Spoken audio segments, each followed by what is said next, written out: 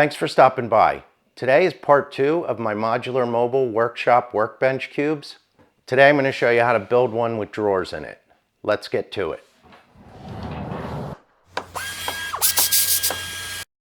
have several videos in this series. They're all based on the same basic cube or box, cabinet, whatever you want to call it. So if you need a little bit more detail on how to build the basic cube, see part 1 in this series. I'll put a link in the description down below.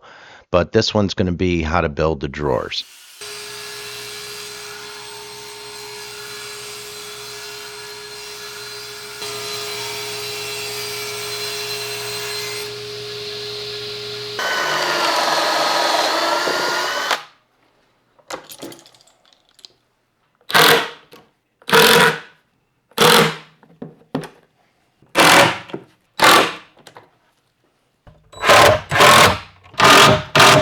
These are the casters that I'm going to be using for this cabinet. And what's really nice about these, as you screw this orange part here, this foot comes down and it becomes solid. So it can roll around on the wheel, put it where you want it, and then turn these orange things, and it's going to be just as solid as if it was sitting on feet. A lot easier option than messing around with some kind of movable base. Once I decided what size I wanted my drawers to be, I put some masking tape across the piece of plywood on an angle that I'm going to use to make the drawer fronts, and I use this to help me keep the pieces in order later on when I put the drawer fronts on, so that the grain will match up and the front of the cabinet will look nice. To make the boxes for my drawers, I went through my scrap bin and picked out all the pieces of 3/4 plywood that were big enough so I could use those for the boxes for the drawers.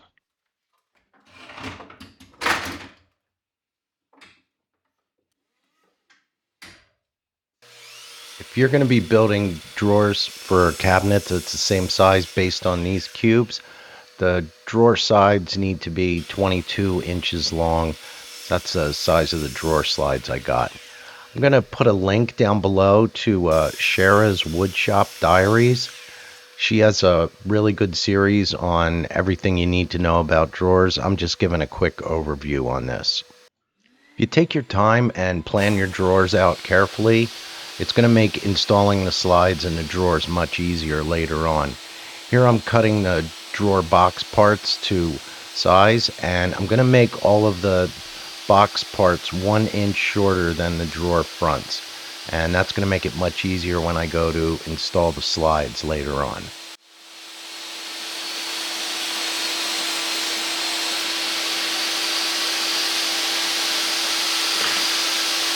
If you notice, when I was drilling the pocket holes for the drawer sides, I was using one of the basic pocket hole jigs.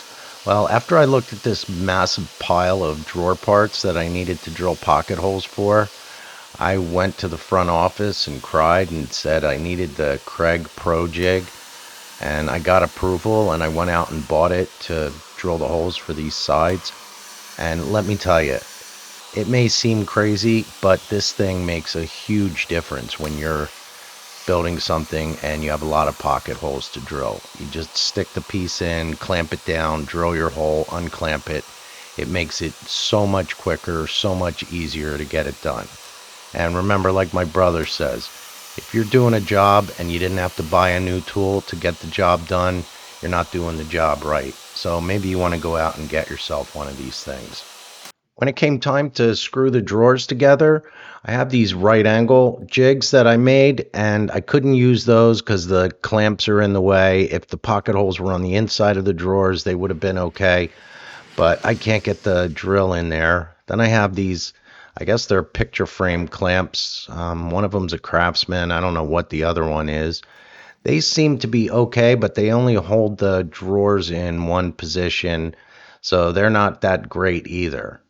I also have a band clamp that I tried out, and that didn't really work out too well either, because it only holds everything from the outside, so the pieces could still slide past each other on the inside. In the end, I ended up just holding everything by hand and just being careful and screwing the drawers together that way.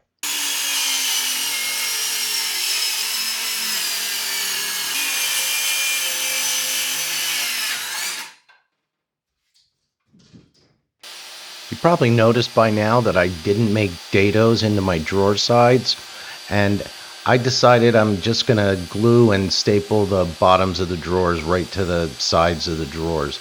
I don't think I'm gonna have a ton of weight in these things, and gluing and screwing right to the bottom of the drawer sides is gonna work out fine. I went with full 1/4 inch plywood for the drawer bottoms just to give me a little bit more stability, and also getting 1/4 inch plywood for the drawer bottoms made it much easier for me to calculate my drawer height because it was 1/4 inch and not 0.22 or some other crazy number. This is actual 1/4 inch plywood.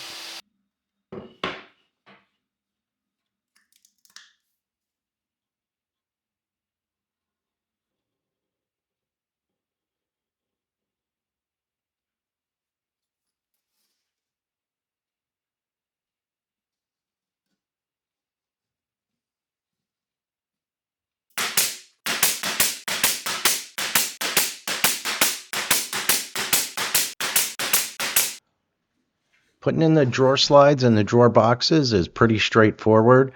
I'm just going to use some 1/4 inch spacers for the first set of slides, and I just stick those in the bottom of the cabinet, and then I can just rest the drawer slides on that, making sure the front of the drawer slide is flush with the front of the cabinet, and just screw that in 3 spots to the side of the cabinet. Once I get the slides in, I take the box and set it on the same pieces of plywood and screw that in starting at the front, again making sure the slides are flush to the front of the drawer box, and just pull it out and get a few more screws in. After the first drawer is in, I'm just going to use these 2x4s that I cut down to 1.25 inch high, and what I'll use those for is for spacing out the drawer slides and the drawer boxes for the rest of the drawers from one drawer to the next. Just screw in the slides, set the box on top of it, screw the box to the slides, and just keep working your way up until you reach the top drawer.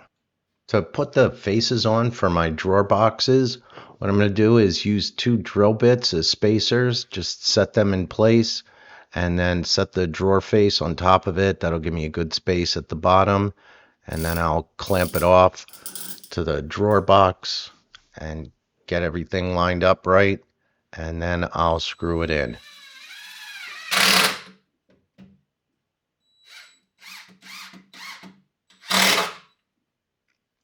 And once that one's in, I'll just work my way up from there, again using those 1/8 inch drill bits as spacers to keep the drawer spacing right.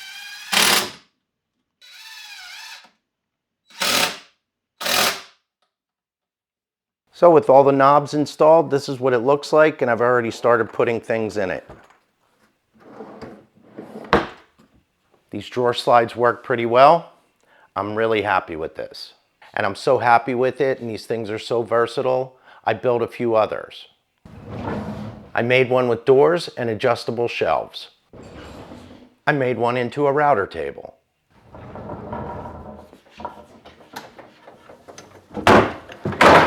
I made one into a flip-up cabinet. And since these are square, you can put them together side by side or back to back. They still move around plenty easily enough. You can make an L shape if you want. Or you can put them together straight in a line, which is what I'm going to do. You could still roll them, but it's getting heavy.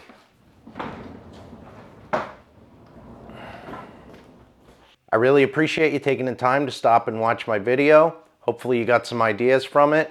Maybe you'll build some of these cubes or something like it. And make sure you hit that subscribe button to see what I come up with next. Thanks for watching. My modular mobile workshop workbench series. I forgot to say cubes.